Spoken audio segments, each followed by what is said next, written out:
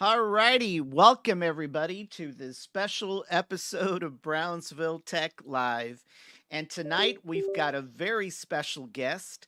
Her name is Jessica Tetreau. She's our current city commissioner for District 2, and she is also running for mayor this May, which is May 6th, I believe, is the election. Right, Jessica? Yes, it's May the 6th. Well, Early welcome voting back. starts April 24th. So there is a early voting. Yes. Okay, because I was on the city website and I didn't see any early voting. So I was like, I wonder if there's going to be early voting or not. So, well, It's that's going to good be to April know. 24th through May the 2nd. Oh, Yes. great. Great. Usually like to take advantage of early voting because I've got more time to, go out and vote instead of having to rush on election day. So, all righty. Yeah. Well, welcome back. It's been a while. I think it's been a few months. And I told you that I'd invite you back, especially if you decided to run for mayor. Of course, regardless of whether you ran or you didn't, you're always invited. But I just wanted to welcome you back. Thank you. Thank you for having me. This is my favorite show, as everybody knows. Well, I appreciate you watching along with everybody else out there. We've had a pretty busy year this past year. We hit over 52 episodes, which meant that we did an episode every week, which was our goal, which is good. And we also expanded our presence across the 6 major social media networks. So we're growing little by little, but we're getting there. And of course, as you know, we are the only local podcast that monitors and broadcasts SpaceX events 24/7. you know, Love so that. so sometimes it's kind of hard to stay up at 3 o'clock in the morning when they have those launches. so, so Yeah. you know. All righty. So as everybody knows, you are running for mayor. I've seen several signs out there for you. And I just wanted to bring you back to kind of talk about, your upcoming race. And I wanted to find out, what your plans were. But before you dive into that, for those out there that may not know you, can you kind of give us a brief synopsis of who Jessica Tetreau is, what she's done, where she's been? Um, Go ahead. Sure. So I'm born and raised in Brownsville. My maternal grandparents actually come from the Mexican side. They migrated to Brownsville for that better life, that dream that everybody wants. And so they were able to move here and live happily ever after. So that's my mom's family. And my dad's family, they actually came from California Uh, and moved to Brownsville when he was a very little boy. I think he was like 2 or 3 years old. And they also moved here for that happily ever after. So I'm this, born and raised in Brownsville with very deliberate purpose. And I attended public school here in Brownsville. Eventually, I went on to go to college at UTB. I'm that old, yes, before it became UTRGV. I studied psychology and I married my husband and became a local business owner. And very quickly, we just found tremendous success with our small businesses. mhm. So that has been my story. I became a mother. And when I was raising my small children, my husband would say, like, let's move to McAllen, let's move elsewhere, because at the time we didn't really like the direction the city was going. And I said, do you believe in me that I have this vision? Like, I've been here my whole life and I know it needs to be done. And I have this love for my city. I feel like I can make a difference. And so I ran for office. I'm the first writing candidate that has ever won in the state of Texas. Uh-huh. Um, the night that I won, the next day we called the Secretary of State and I asked, am I the first female to do that? And she said, let me tell you something. You're definitely the first female, but you're the first person and you just happen to be a female. So that was a really cool surprise. And so I came onto the city commission and I didn't really come in as, representing my area as their commissioner. They became my family. I Yeah. mean, to give me that title and honor. So I've been with the city for 12 years. I have always been this unique voice on the commission because, yes, I'm raising children. And I have that perspective of being a local business owner, being born and raised here, and having my children and wanting the best for them, and understanding that what Brownsville was known for was, you raise your kids and they leave and never come back. And so I wanted that to be different. And so I very much believed in SpaceX when it was coming because I knew that would make a tremendous difference, right? It would not only would it provide jobs and do all these cool things, but it creates a lot of hope. Hmm. A lot of people see SpaceX as like this industrial company that's coming in and just providing jobs. I mean, there's so many businesses that can do that, but SpaceX is literally building the craft that the only craft in the entire world right now that has the ability to take the proper amount of tonnage and people to inhabit Mars. Right. And so that's happening in our backyard. So that's one of the reasons I really, really believed in it. And I still do very, very much. But also at the same time, rebuilding our airport and working on our infrastructure and updating our parks and renovating our parks and investing in the people of our community Yeah. has always been my goal in place. And so a lot of commissioners come in, they, get ousted out, whatnot. I've always had that tremendous fortune of my constituents always, there have been elections where I'm the only person that came back. Yeah. And I very much accredit that to my closeness to my constituents and understanding, I don't work for special interests. I work directly for my constituents' families to make sure that Brownsville is a place that we all want to be and raise our kids in. So that's my background. I'm very, very passionate about working for families and working for making sure that whatever property taxes you pay and whatnot gets invested back into your area and your family. Right.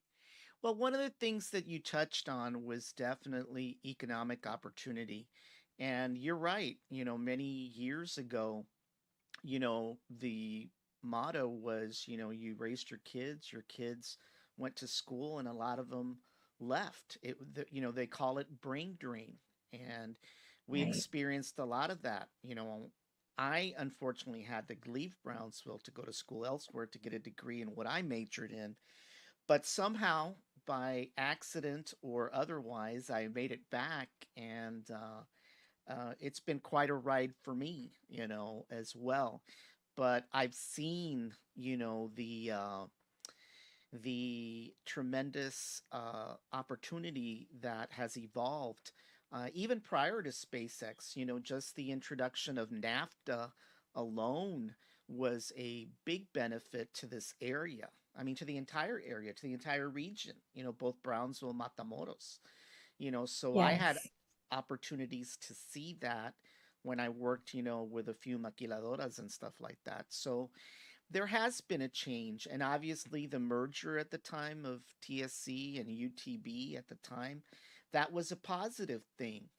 Obviously there was a split later, and some people, have different feelings with regards to that split. But my daughter goes to UTRGV. It's her first year this year, and Oh, it's great to be able to have her here. And she chose to remain here to pursue her passion, which is music.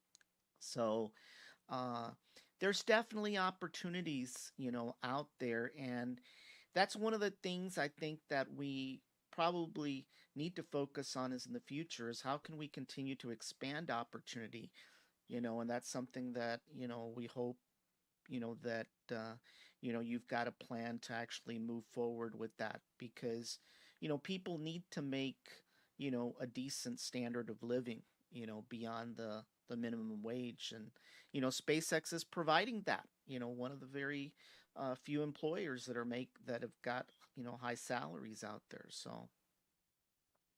So, what do you think we need to do to further increase economic opportunity? Some people talk about reducing the regulations. They still complain about, going down to City Plaza and trying to get a permit. And I recall dealing with the fire marshal a few times when I was starting my own small business. And boy, it took me a while to get a certificate of occupancy. I mean, do you think that we need to focus on making it more accessible with regards to, small business owners?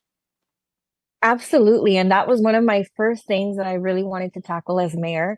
You know, as city commissioner, we come in and we work on our small area and we work hard at it, right? But as mayor, you have so much more say in the way that things are run and business is done. So if I could change anything about the city of Brownsville, and I have put together a plan to make our permitting department easier to work with, I want to propose a budget where we have the staff and they are equipped to do the job that they need to do so that you can I would like to see what I will work very hard to do and what is my plan is to make same day permitting available, Mhm. if not 24 hours. A lot of people, you know, they need to work on something and then they go back and then they're told, like, okay, well, we can't see you until 7 days, 14 days from now. That's our next appointment. And you know what? These are people that are paying rent, probably very expensive rent, and don't have the time to be waiting for that. Right, So my just as a personal person, my thing, I hate time wasters. I hate wasting time. And in business, time is money. right. So we need to make sure that the city has not just standards that are up with other cities, but that we do business in a way that is better than other cities and welcomes people into our community and into our city limits. And so that's one of my first things I want to do. I want to change the budget so that our permitting department is so much easier and that we stop wasting time. You can only do so much with ordinances and regulations, but you can definitely make sure that you're not wasting people's time. And so that's what I really, really want to focus on. And the second full thing is I've always been a very strong advocate for a citizen run economic development board. It is very important that we have qualified people who know what they're doing, and are not political, Right. and they don't have the heads up to these companies that are coming in and purchasing properties and things like that. So Yes. for me, it's very important that the system is restructured and that we have leadership that doesn't have special interests. Right. And for a long time, Brownsville has seen that and suffered because of it. Yeah. And so if I'm elected mayor, that's something that I really want to work on because I feel like we are losing a lot of opportunity and we waste a lot of time that we Right. shouldn't be wasting. And that would be the first thing that I come in and just completely overhaul. Right. Right.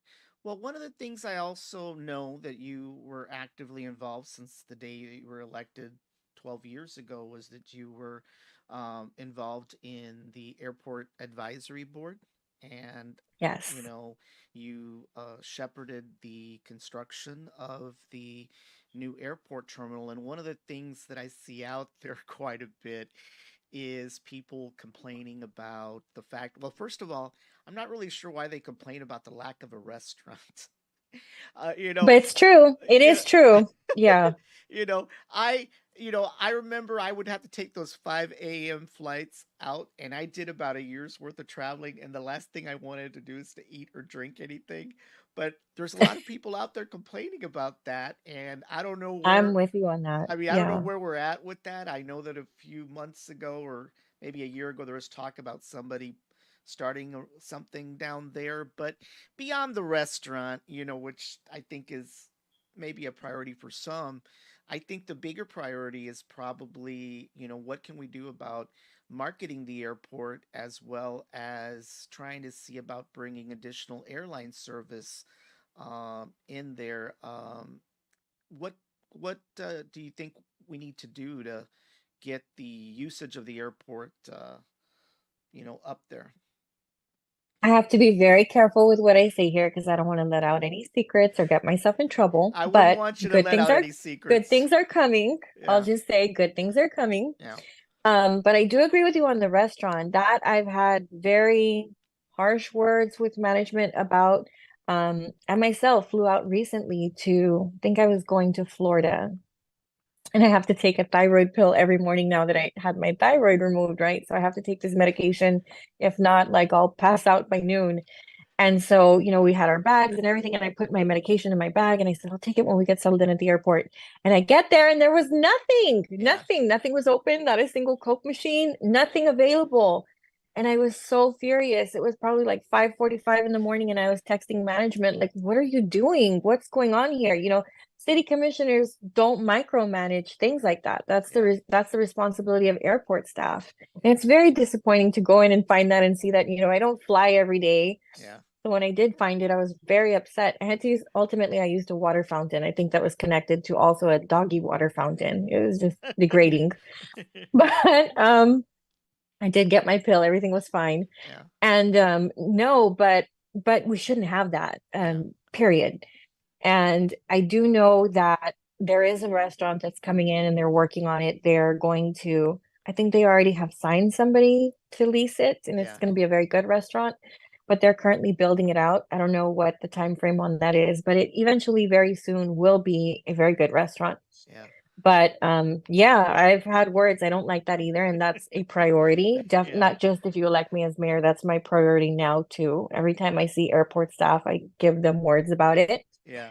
I will say on new flights coming in, I have to be very careful because I don't want to get myself in trouble.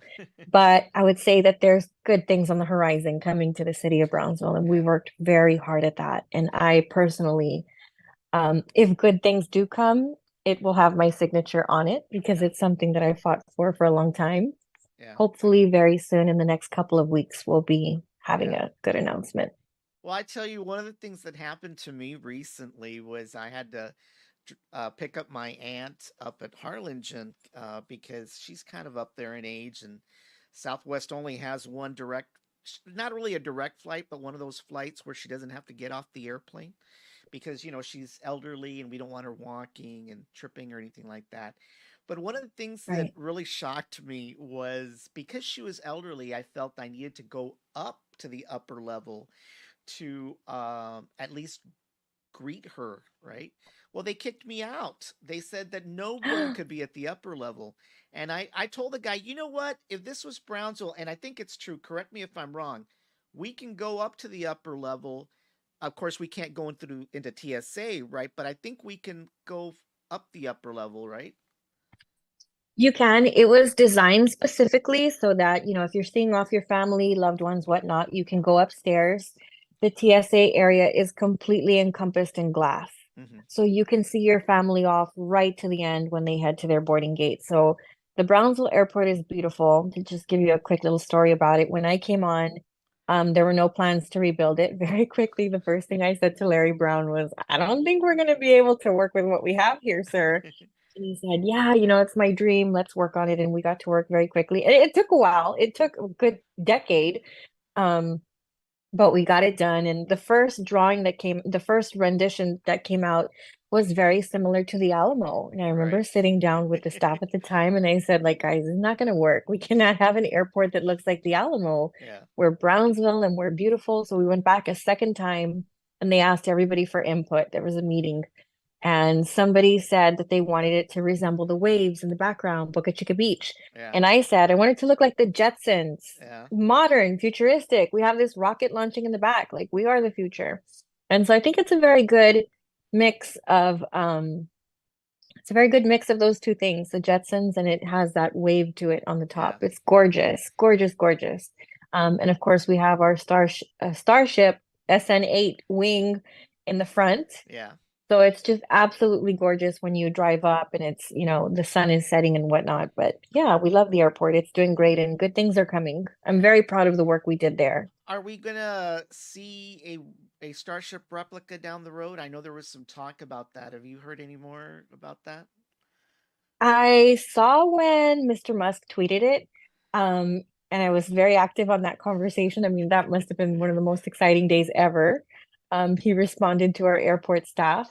But we'll see. I know that right now, I really like what they're doing. They're recycling all of the scraps that they have, Right. and that helps them work faster and more efficiently. So hopefully, eventually, we do see a replica. Yeah. Maybe not. I think they were talking about sending us like an actual one, Yeah. and that has like a lot of responsibility, because we have hurricanes that come through here Right. and securing it and all of that and what's inside of it and all of that. But maybe someday we can have a replica. That would Yeah. be cool. He That did would be say cool.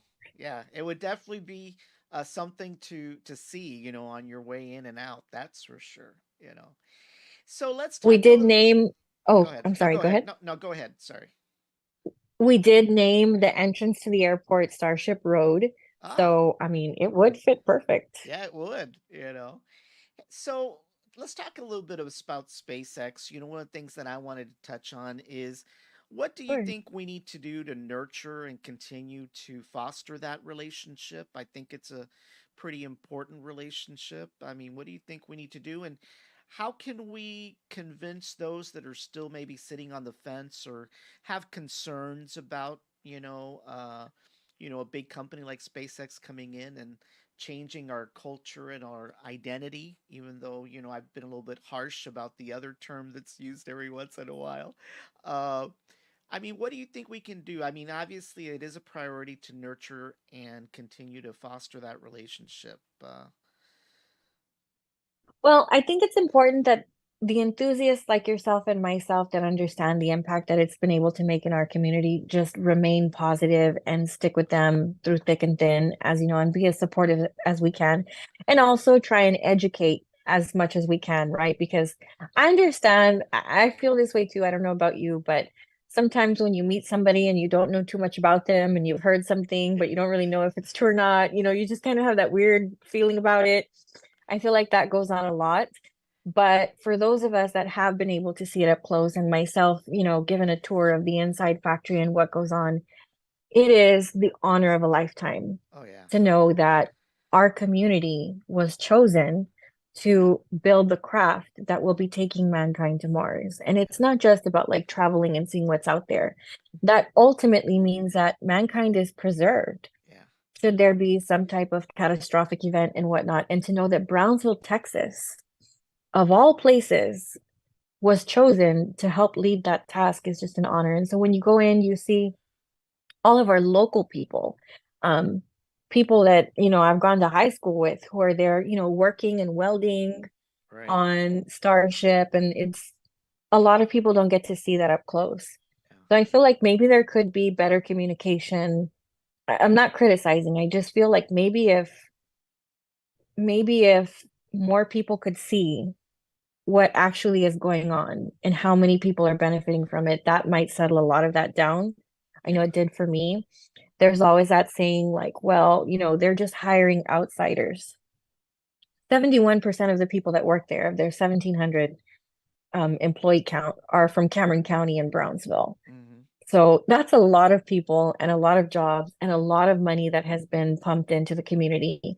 Another fact that I just found out was that when they built, they had $400 million of payroll in construction. So Wow. that's $500 million Yeah. that is just in construction payroll that was pumped back into our community. Yeah. So if people really knew how much that benefits our area, I think they would maybe, well, a lot of people do support it, but those that don't, I think those are some of the things that we need to talk about more Yeah. to clear up the air on that. Yeah. So another statistic that I just saw, I look into very much the unemployment level around the valley, right? Like, how is Brownsville doing? Are we matching that? And I saw that unemployment was up throughout the entire valley, but not in Brownsville. And I was trying to figure out, like, what did we do? Was it our economic development? Like, are we doing something right? No, no, absolutely not. It was the ramp up of Starship. Right. So all of the new people that were hired in December changed our unemployment numbers. Just that alone, SpaceX alone, single-handedly.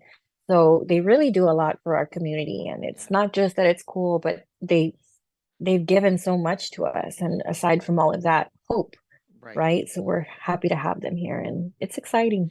Yeah, one of the things that I think a lot of people don't realize, and partly because they don't follow the news with regards to this industry, but one of the Right. things that also has happened beyond Starship to Mars, but SpaceX was recently awarded the contract to actually land a Starship lander on the moon, as well as the revolving space station that is going to service those lunar missions. So, in addition to NASA's work with the SLS, Starship is right there with that entire program. So, the work that's done here locally is not just for Mars, but it's for the upcoming lunar missions. And our workers are going to have a piece of that, you know.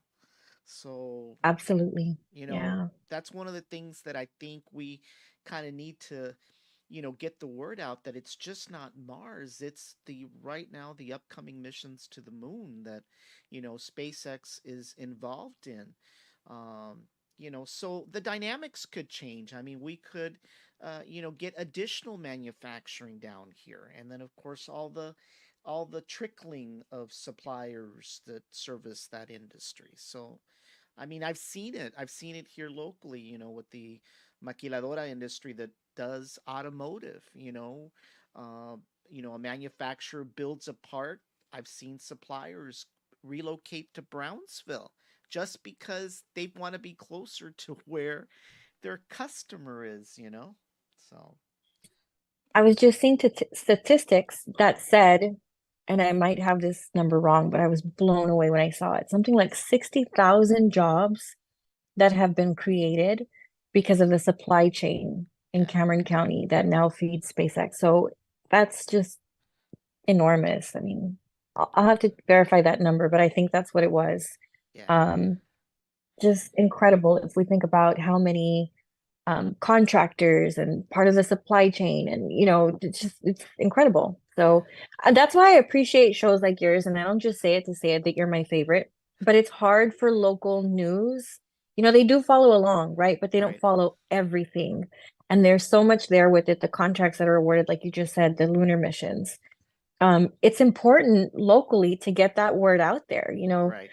There's all these science fanatics that follow along, but here locally, we need to have that discussion of what actually is going on there, and maybe the appreciation for it will grow. Yeah. But that's why I appreciate your show because you do that. Well, thank you.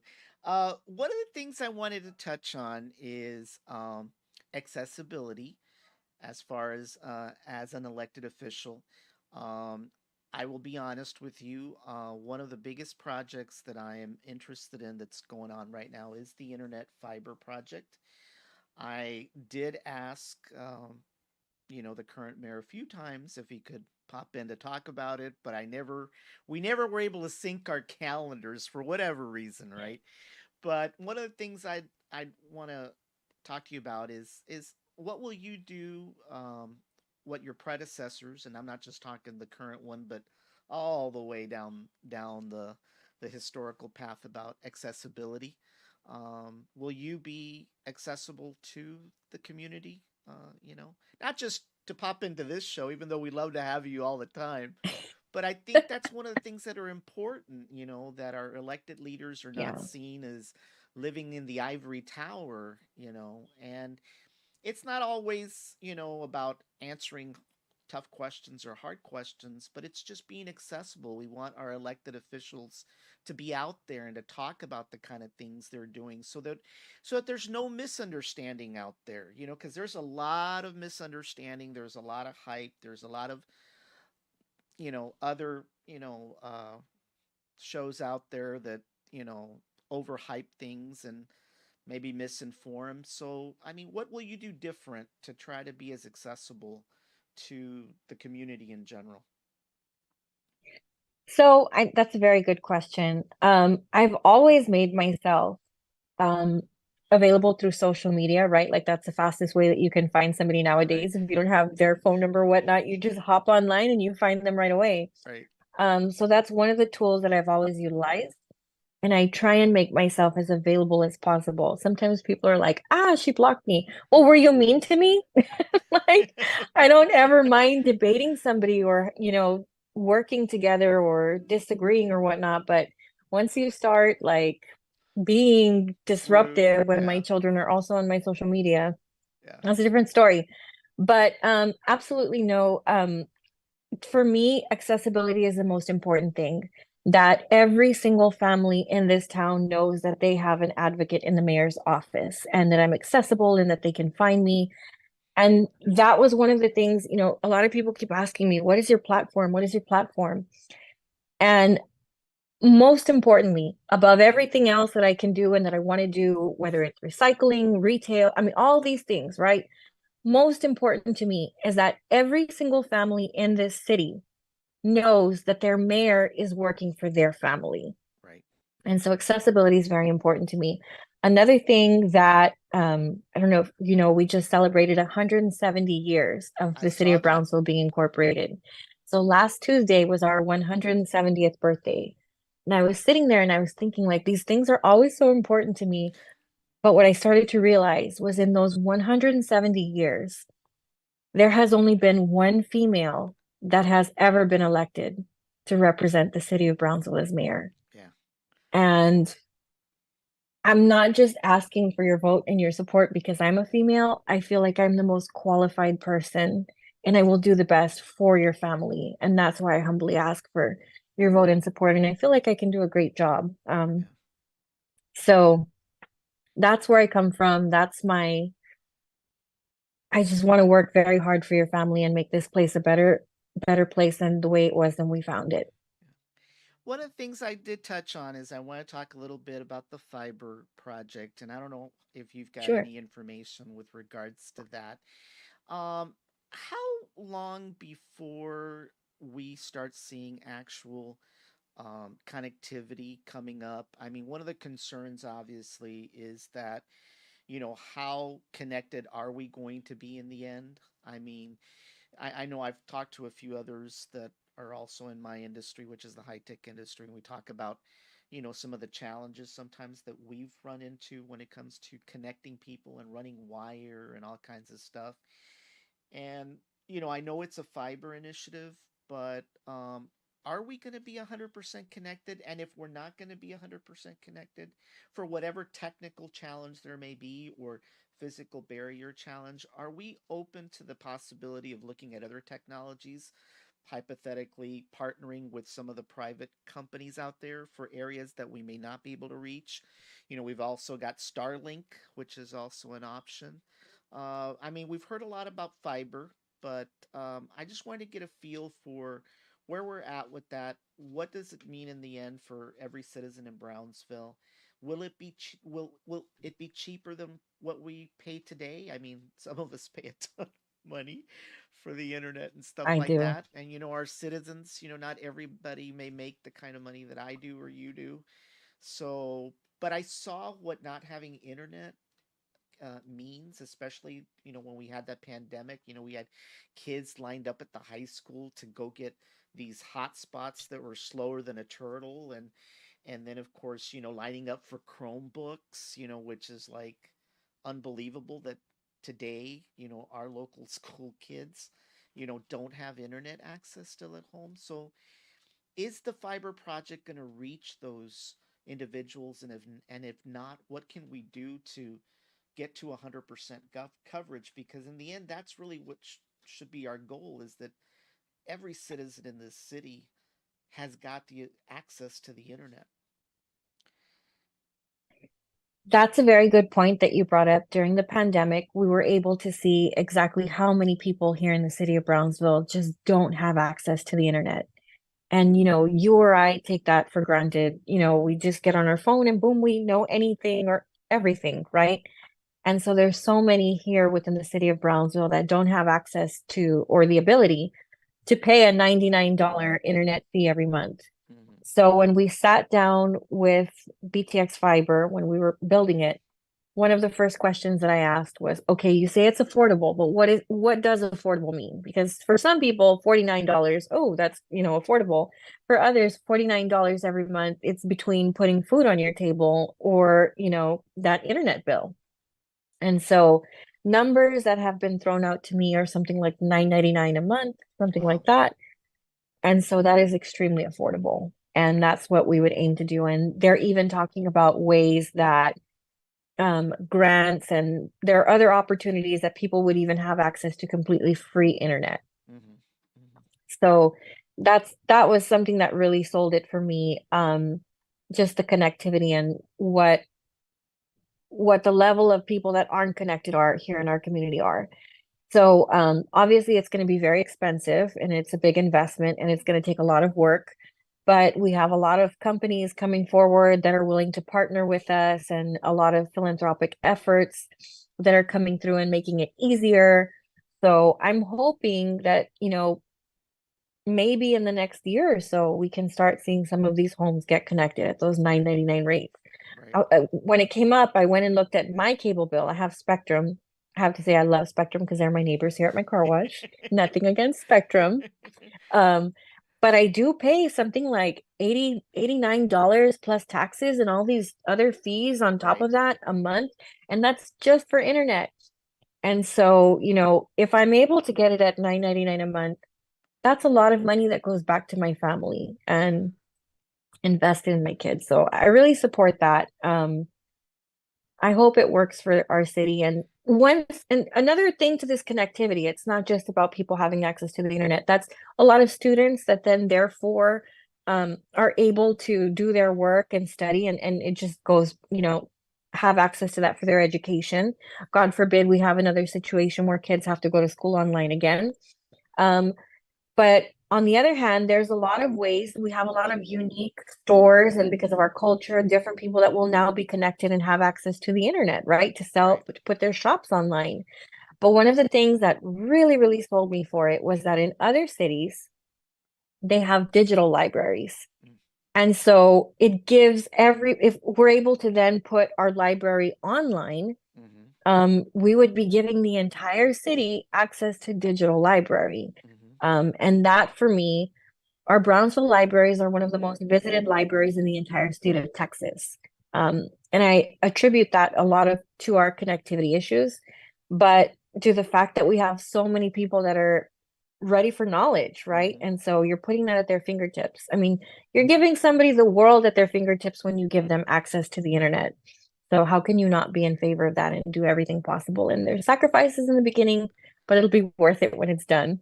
Well, that's definitely true. I mean, I remember a time when, if you lived in Brownsville and you needed to go to the library, you actually had to go to the university library. You know, the That's the right. the city library didn't Yeah. exist back in those days. And I tell you what, um, it's kind of cool because when I go to the city library, the one down on Central, it's just one awesome looking place. I mean, just the computer labs itself, and I know they used to have like a little coffee shop in there. I don't think they do anymore. Maybe it's closed, but that was just so cool. I wish libraries were like Yes. that back then. It's kind of funny because I people just look at me like with an ugly face when I say this, but I wasn't a very big fan of going to the library. I just went to go look at the magazines and whatever. I kind of joke around that when I was in college at the U of H, I never went to the library, not a single time. My favorite reference was Cliff Notes. Oh my goodness. So, Yeah. so people look at me like, how can you say that? What are the kids gonna think? I said, well, it was what it was. Yeah, So, so that's going yeah, to be exciting. I think it's, having access to that from your home. You can be in bed doing your homework. I right. mean, it's so much easier. I mean, I live day and night on the internet. I mean, I work, remotely, from home, so I'm constantly on there. So better internet is great for me. It'll make things go a little quicker and faster. So, one of the things I wanted to Definitely. touch about, and I know it's been a sticky subject for a couple of months now, is obviously Okay. the situation with PUB. Um, there, we did find out that the project did not move forward, and there was quite a bit of money collected over. I don't know how long it was, to be honest with you, but it was significant. But one of the things that I wanted to kind of touch on, not so much on what happened and so forth, but moving forward, what can we do to restore the trust and the confidence between PUB and the citizens that they serve? Because after all, they are our local utility company. A lot of times, you hear people complain, well, why can't we have a choice? But sometimes you don't know what that choice really means. Instead of dealing with somebody here locally where you can knock on their door, now you're going to be dealing with a 1-800 number, God knows where.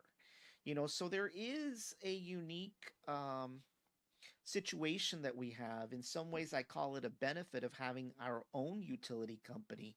But obviously, they've got some work to do. I mean, this fiasco, really, that's the only thing we can call it at this point, happened. Absolutely. But that's going to be the role that not only PUB but any future leader that leads PUB is.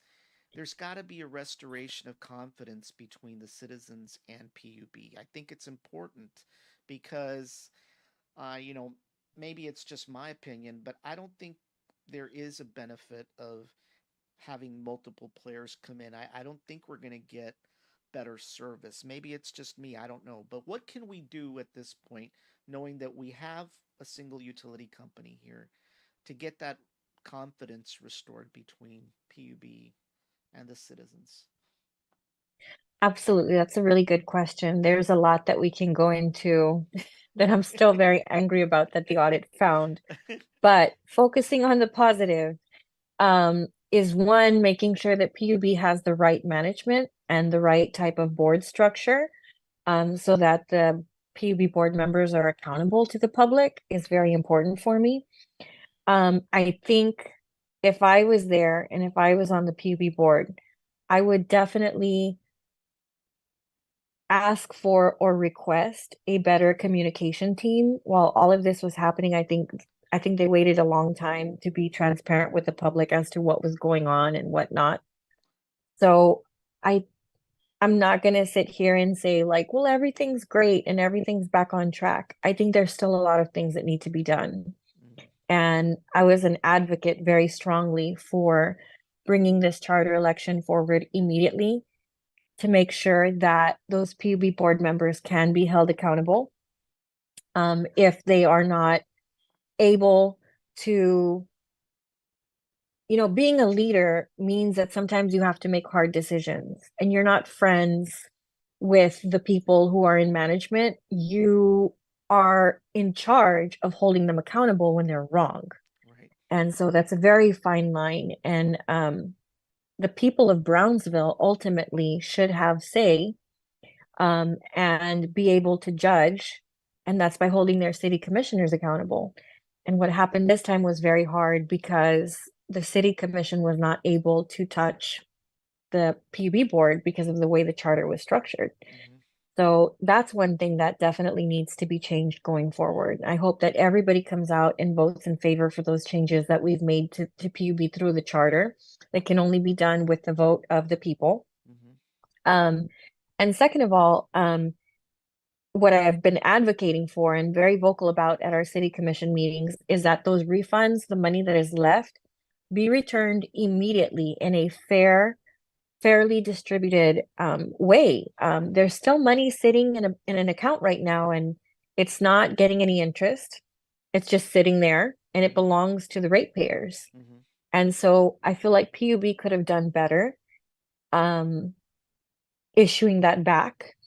And I also, lastly, I guess, would just if I'm elected mayor, Mm-hmm. that would then offer me a seat onto the PUB board.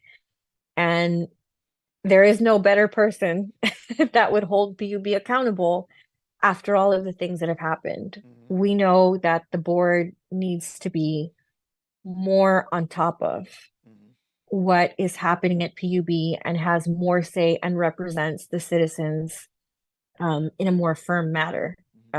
Accountability, transparency. These are all things that I will bring, and I will not stop or slow down until people have their money back, and not just the money that's there in the accounts.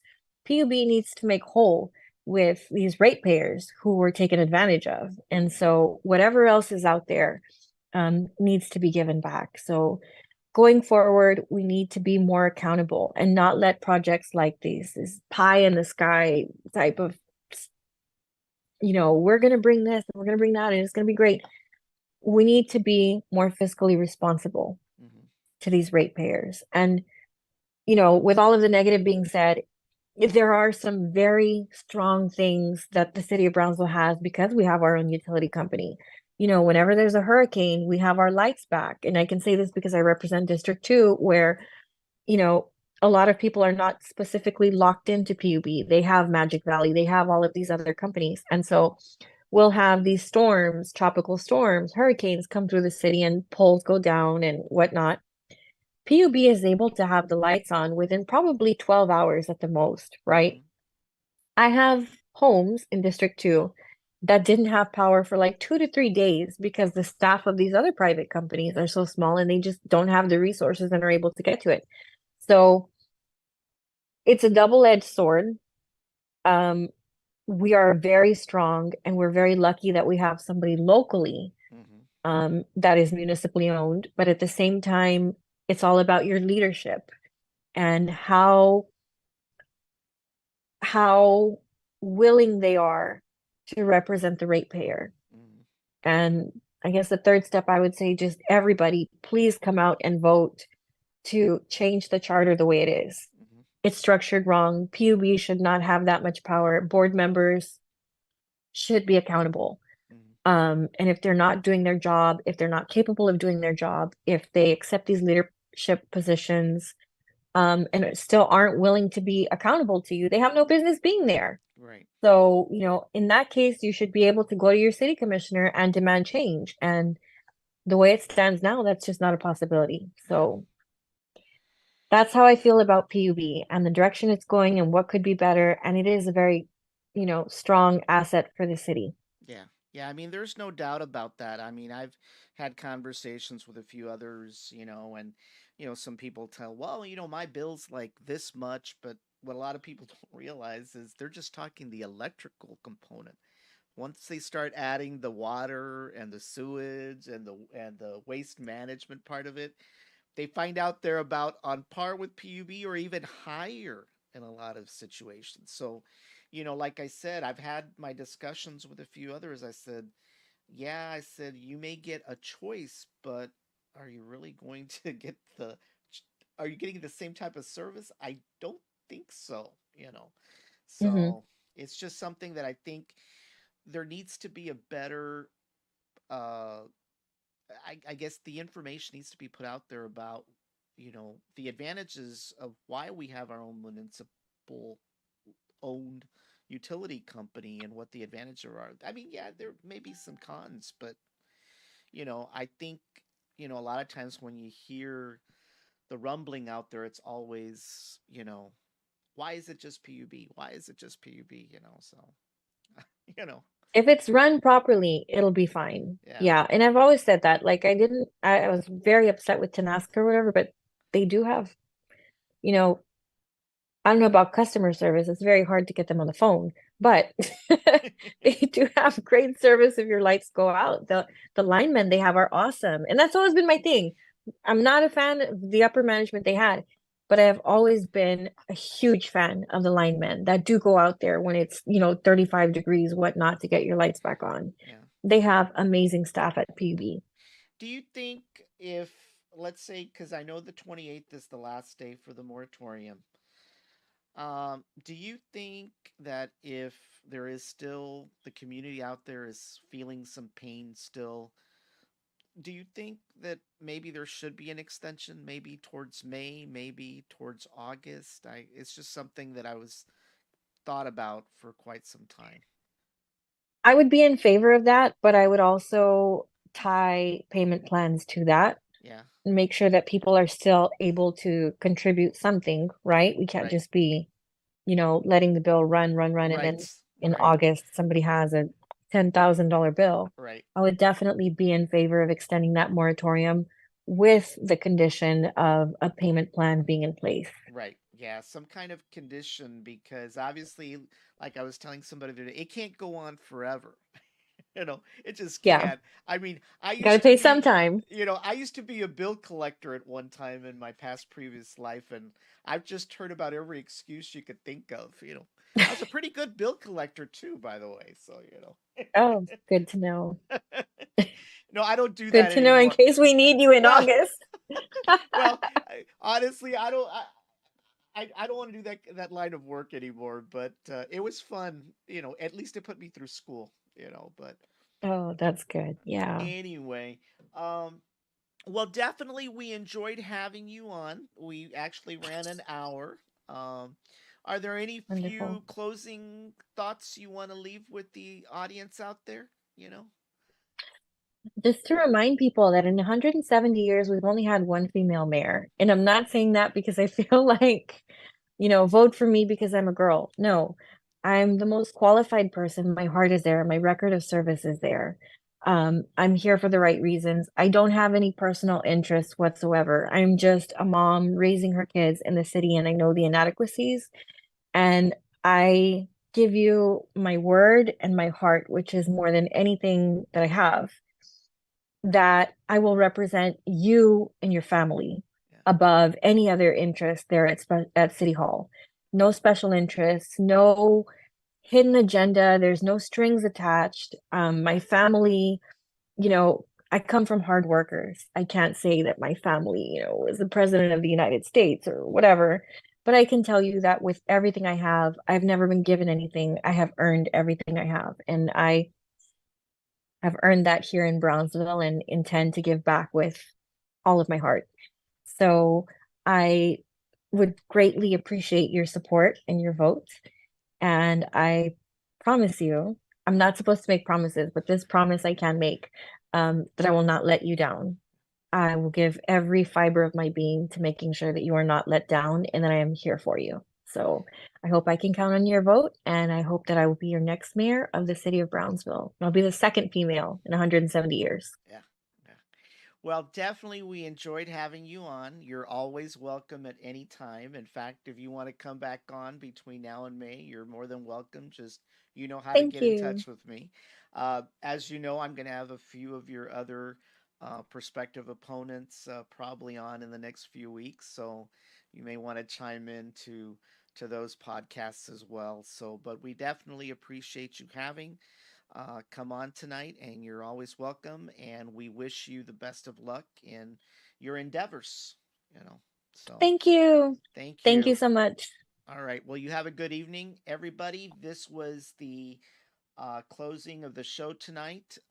We are possibly going to have another show this coming week, so stay tuned for a few surprises along the way. So, alrighty.